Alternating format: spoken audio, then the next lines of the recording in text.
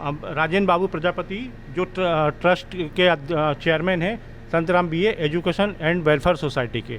मैं इनसे थोड़ा सा अपना इनका परिचय जानना चाहूँगा। आप कहाँ से हैं?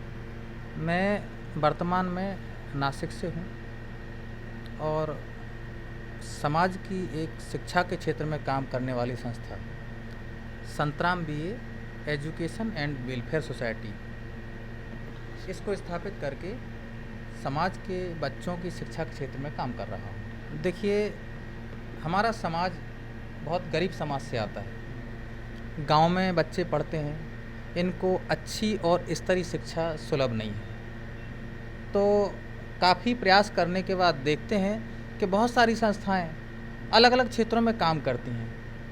कोई चिकित्सा के लिए प्रयास करती हैं, कोई अन्नदान खाने भोजन वितरण करती हैं, कोई कपड़ा वितरण करती हैं। तरह तरह की जो संस्थाएं काम करती हैं समाज सेवा के क्षेत्र में।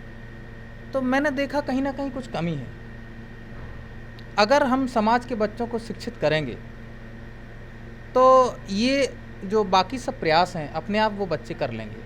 इसलिए सोचा कि यदि समाज के बच्चे शिक्षित हो जाएं तो हम ये सब हम काम करने में दिक्कत नहीं होगी।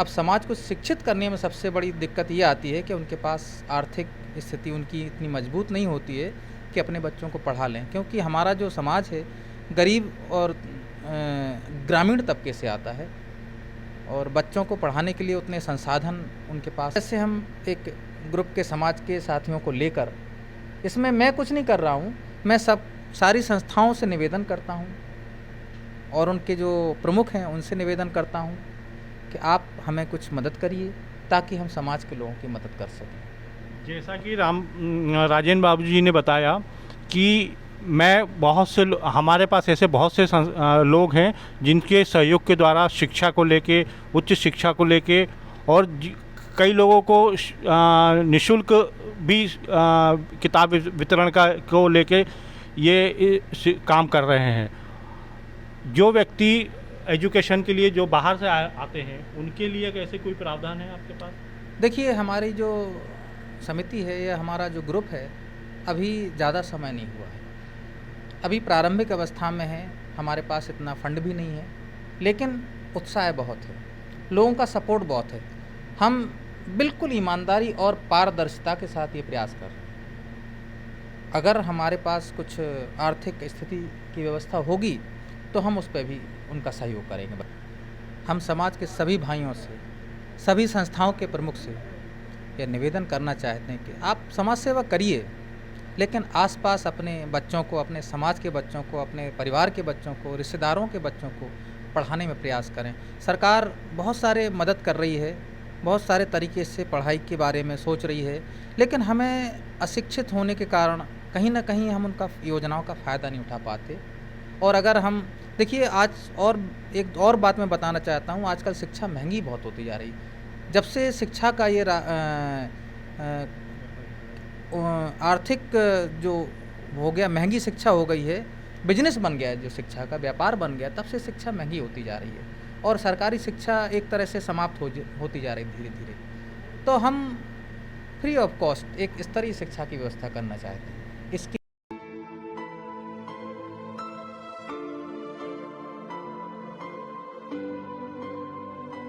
मिट्टी है पहचान देश की, मिट्टी ही अभिमान है।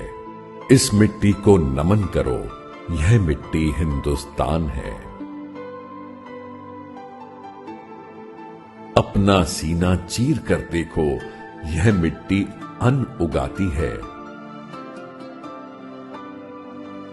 सबको जिंदा रखती है और सबकी भूख मिटाती है। रंग भले ही अलग अलग हैं, सौंधी मिट्टी की खुशबू एक। आसमान भी झुक जाता है, जिसके दरिया दिल को देख। मिट्टी की दीवारों से ही महलों को भी मिलता जीवन।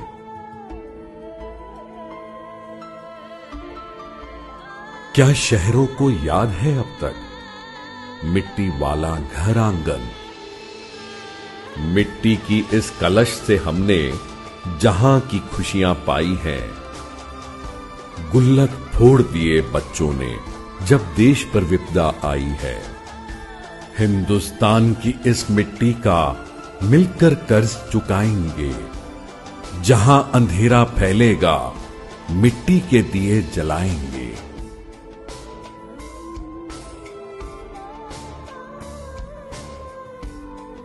मिट्टी के इस अपनेपन को कैसे हम सकते हैं भूल।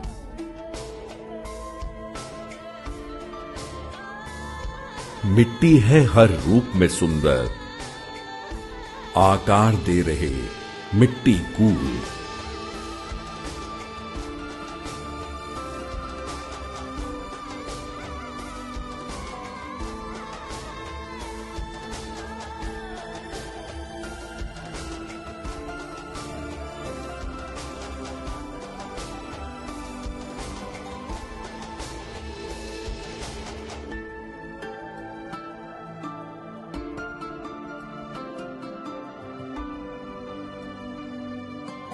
Mitti Cool Clay Products, Soul of the Soil.